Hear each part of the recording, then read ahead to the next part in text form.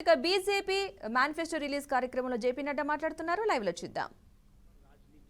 For 30 years 30 साल कोई कुछ नहीं हुआ, लेकिन प्रधानमंत्री मोदी जी की फिर से इच्छा शक्ति और आप सबका सहयोग, 30 साल से जो कार्य नहीं हुआ वो 3 दिन के अंदर प्रधानमंत्री मोदी जी ने नारी शक्ति वंदन विधेयक को पारित करके, और अगली बार लोकसभा में 2029 में हम 33% सांसद हमारी महिलाएं बहनें होंगी, यह भी हम देखने वाले हैं। इस तरीके से मैं मजबूत नेतृत्व का एक प्रमाण और एक विषय जरूर आपसे चर्चा करना चाहूंगा। ये कोविड जब आया तो शायद ये शताब्दी का सबसे बड़ा पेंडेमिक था। दुनिया नहीं जानती थी कि इस पेंडेमिक से कैसे लड़ा जाएगा। दुनिया के नेतृत्व भी नहीं जानता था कि इस पेंडेमिक से कैसे लड़ा जाएगा।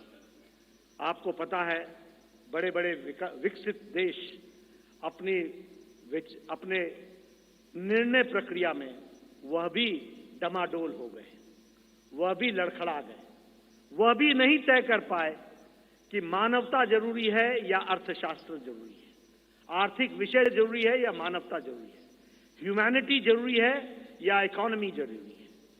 और बहुत से देश, विकसित देश, लॉकडाउन लगाएं कि नहीं लगाएं, लगाएं कि नहीं लगाएं, इस बीच में वो पेंडुलम की तरह डोलते रहे। लेकिन प्रधानमंत्री मोदी जी का नेतृत्व, मजबूत इरादे, दूरदृष्टि, इस बात को ध्यान में रख करके उन प्रधानमंत्री जी ने कहा, जान है तो जहान है, और लॉकडाउन लगाया। और जहां हमारा देश कोरोना से लड़ने के लिए तैयार नहीं था, वहीं 2 महीने के अंदर कोरोना से लड़ने के लिए प्रधानमंत्री जी ने देश को तैयार किया, और फिर कहा जान भी है और जहान भी है, और फिर लॉकडाउन को हटाते हुए और दुनिया के नेतृत्व ने और दुनिया के लोगों ने इस बात को माना, इस बात का लोहा माना कि प्रधानमंत्री मोदी जी का कोरोना से लड़ने का स्ट्रैटेजी और उनका तरीका दुनिया में स्थापित हुआ कि वो सबसे अच्छे तरीके से मानवता के लिए कार्य किया गया। इस बात को भी हमने देखा। मैं बार बार इस बात का जिक्र करता हूं, हम तो हमेशा रिसीविंग एंड पे रहते थे। इस देश में ट्यूबरक्लोसिस की दवा 25 साल बाद आई, कोई दवा 28 साल बाद आई, टेटनस की दवा 30 साल बाद आई, जापानीज इंसेफ्लाइटिस की दवा यहां 100 साल बाद आई। लेकिन कोरोना, प्रधानमंत्री जी ने 20 अप्रैल 2020 को टास्क फोर्स बैठाया और 9 महीने के अंदर 2 वैक्सीन दी और 220 करोड़ डोज दे करके देश के लोगों को बचाने का भी काम किया, और देश के साथ साथ दुनिया को भी वैक्सीन मैत्री में 100 देशों को भी हमने वैक्सीन पहुंचाई, यह भी हम लोगों ने देखा। और डबल डोज के बाद बूस्टर भी लगा, यह भी हमने देखा। मैं यहां यह भी बता देना चाहता हूं कि यह सबसे तीव्र गति से चलने वाला वैक्सीनेशन प्रोग्राम था। 220 करोड़ की जनता को डबल डोज लगाना, यह सबसे तीव्र गति और डिजिटली इसको सपोर्टेड प्रोग्राम रहा, यह भी हमने देखा। मित्रों, हमारे अभी आदरणीय राजनाथ जी मैनिफेस्टो और संकल्प पत्र के बारे में आपके सामने सारी बातें रखेंगे, लेकिन मैं इतना जरूर कहना चाहता हूं कि 10 साल इस बात का प्रमाण है कि देश ने इस बात को माना है कि मोदी की गारंटी पूरी होने की गारंटी है, इस बात की गारंटी।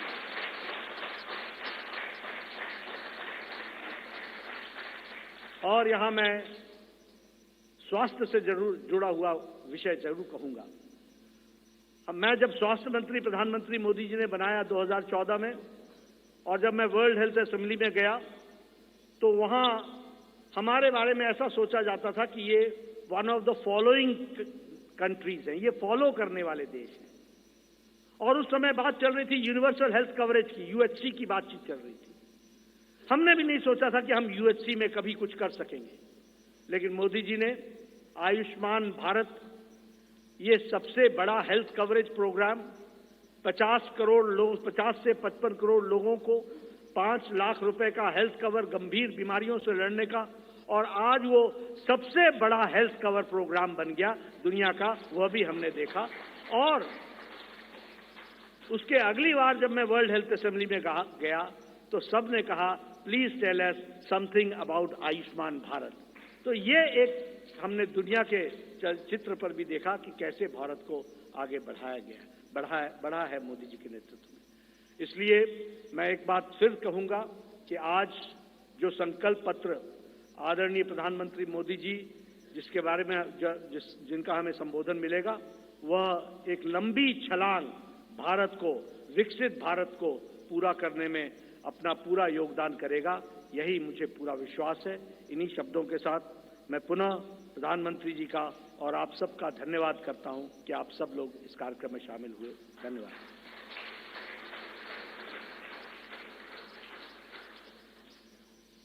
धन्यवाद अध्यक्ष जी। संकल्प पत्र की समिति के अध्यक्ष देश के रक्षा मंत्री आदरणीय राजनाथ सिंह जी को मैं आमंत्रित करता हूं।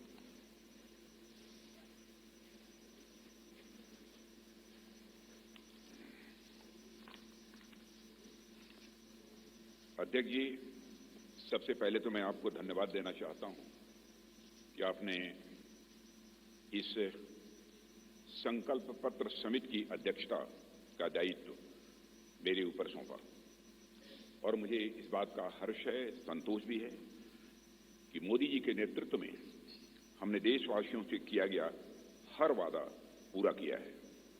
चाहे 2014 का संकल्प पत्र हो या फिर 2019 का घोषणा पत्र हो, मोदी जी के नेतृत्व में हमने अपने हर संकल्प को पूरा किया है। जब मोदी जी के नेतृत्व में हम 2014 के लोकसभा चुनाव लड़ने जा रहे थे तो उस समय मैं पार्टी का राष्ट्रीय अध्यक्ष था। Doctor Murli Manohar Joshi ji manifesto committee के चेयरमैन थे।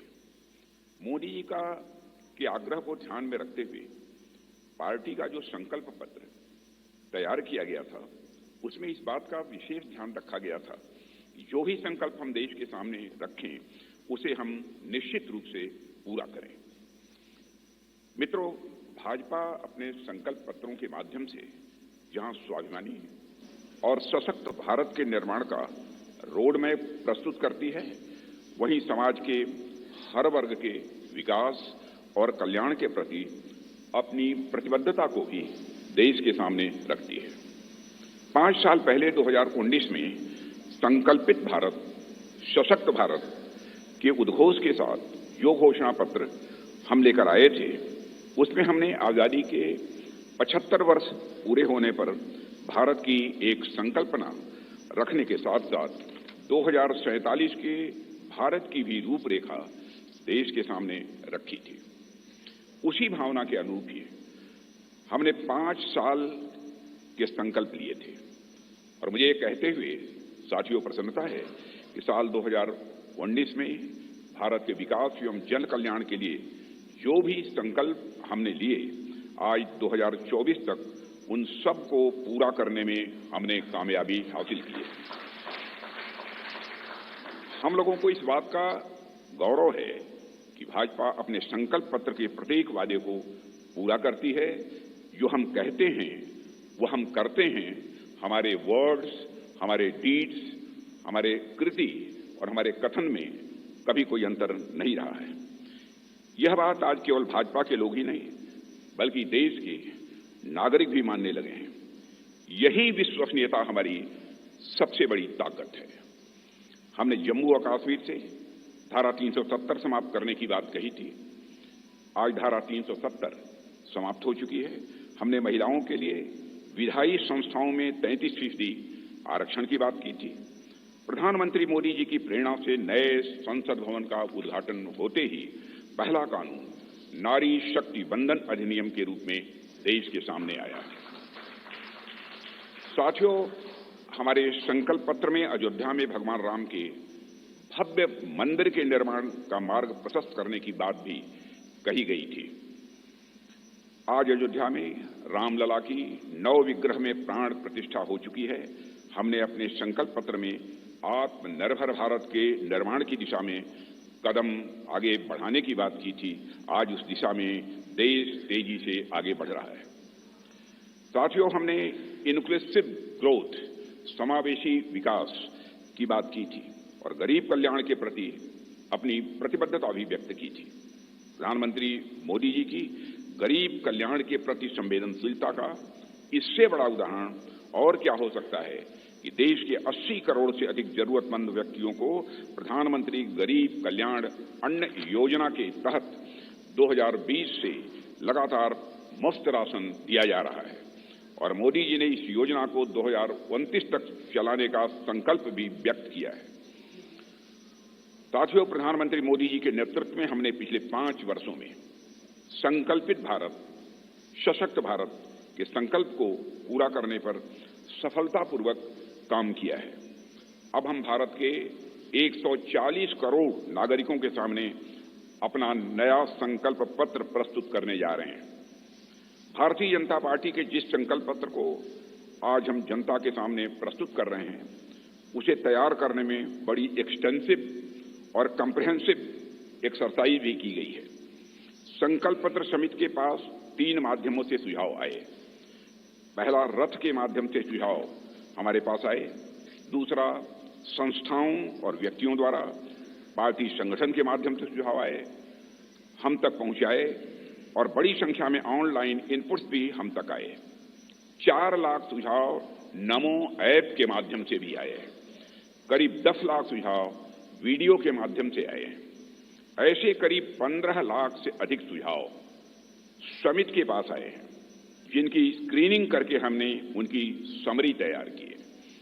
उनमें से मुख्य मुद्दे ढूंढे गए और उस पर चर्चा हुई कि इन मुद्दों पर हम क्या कर सकते हैं। इस बात पर भी विचार हुआ कि हम जो संकल्प लेंगे उनके फाइनेंशियल इम्प्लीकेशंस क्या होंगे। यह विषय केंद्र का है या राज्य सरकारों से जुड़ा है या समवर्ती सूची का है। इस विषय से जुड़ी कोई स्कीम चल रही है या नहीं और इसका हमारे मित्र देशों पर कोई असर तो नहीं पड़ेगा, यह भी सावधानी बरती गई है। सभी बातों पर बहुत ही गंभीरतापूर्वक विचार हुआ है। साथियों, हर विषय की 360 डिग्री एनालिसिस करने के बाद हमने विषयों को 24 ग्रुप्स में बांटा है, 24 ग्रुप्स में से बांटा है। इनमें से 10 सोशल ग्रुप्स बनाए गए, जिनमें गरीब, युवा, मध्यम वर्ग, नारी शक्ति, किसान, श्रम शक्ति, मछुआरे, एसएमईज, विश्वकर्मा, स्मॉल ट्रेडर, वंचित वर्ग, सीनियर सिटीजन एवं सबका साथ सबका विकास, जिसमें समाज के अन्य पिछड़े व कमजोर वर्ग शामिल हैं। इसी तरह जीवन और गवर्नेंस के जुड़े मुद्दे के 14 सेक्टर में बांटा गया है इन्हें। और इनमें पहला है विश्व बंधु, जिसमें भारत के अन्य देशों के साथ संबंध की बात की गई है। फिर है सुरक्षित भारत, जिसमें भारत की आंतरिक और बाह्य सुरक्षा का विषय है। तीसरा है समृद्ध भारत,